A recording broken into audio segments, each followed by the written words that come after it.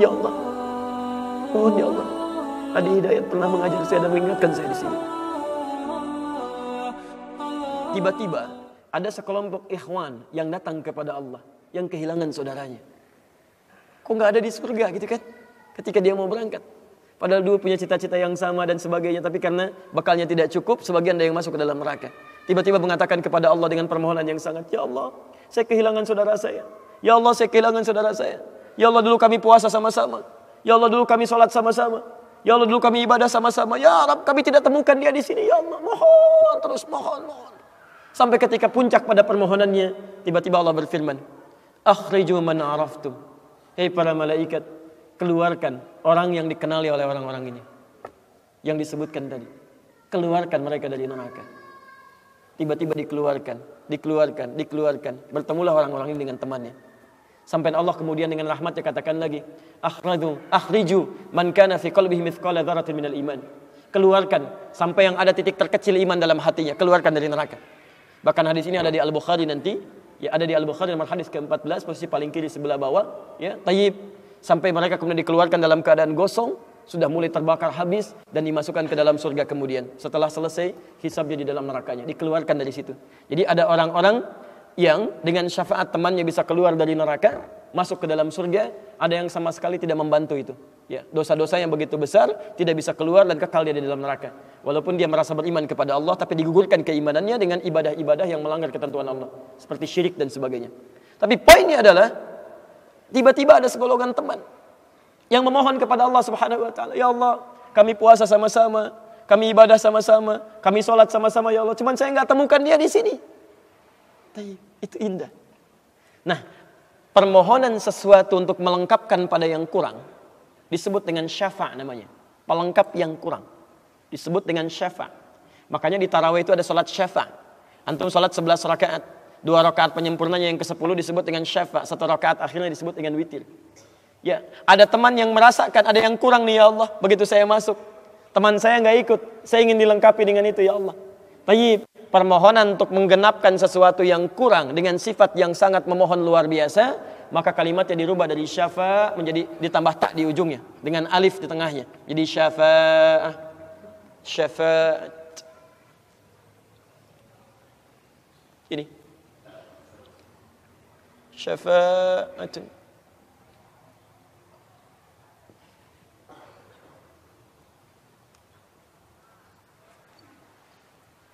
Permohonan untuk mendapatkan kelengkapan nikmat. Permohonan untuk mendapatkan kelengkapan nikmat yang belum didapatkan. Baik. Saya mau akhiri ya, karena ini sebenarnya tidak banyak bahasannya. Siapa orang-orang ini? Itu yang disebut dengan ikhwan. Makanya ketika ayat Qur'annya mengatakan wa kuntum ala syafa hufratin minan nari fa anqadhakum minha, dan kalian sudah ada bahkan yang sudah mau di bibir neraka itu. Karena ketika diangkat itu oleh Allah Subhanahu wa taala dengan perintahnya, ya diperintahkan oleh Allah. Tayyib, dalam bahasa hadisnya ada yang diangkat baru neraka itu masuk ke kakinya sampai ke betisnya. Ada yang sudah masuk sampai ke punggungnya, ada yang sudah ke lehernya, dan ada yang sudah tenggelam di dalamnya.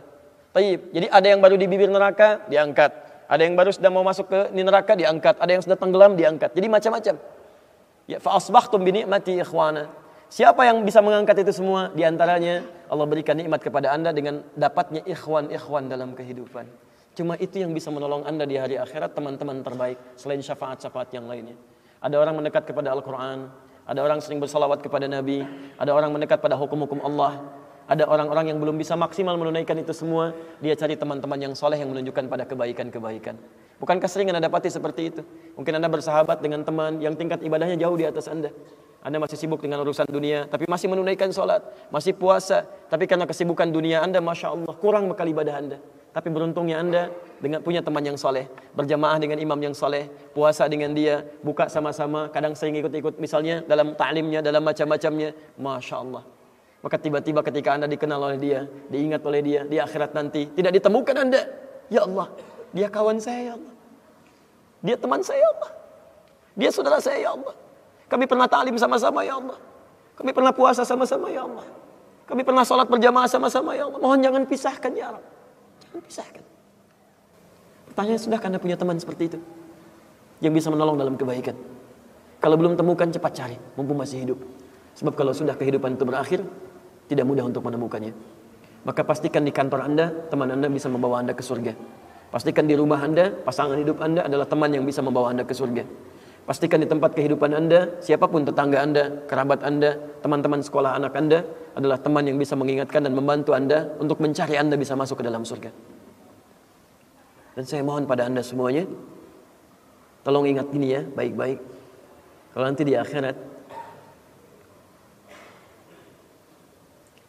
Anda tidak temukan saya di surga, tolong ingatkan kepada Allah, saya pernah ada di sini. Saya pernah ada di sini. Tolong ingatkan. Kalau antum di akhirat nanti tidak temukan saya di surga, tolong ingatkan. Ya Allah, mohon ya Allah, ada hidayah telah mengajar saya dan mengingatkan saya di sini. Ya. Subhanakallahumma wa bihamdika, asyhadu an la ilaha illa anta, astaghfiruka wa atubu ilaik. Wa akhiru da'wana alhamdulillahi rabbil alamin. Assalamualaikum warahmatullahi wabarakatuh.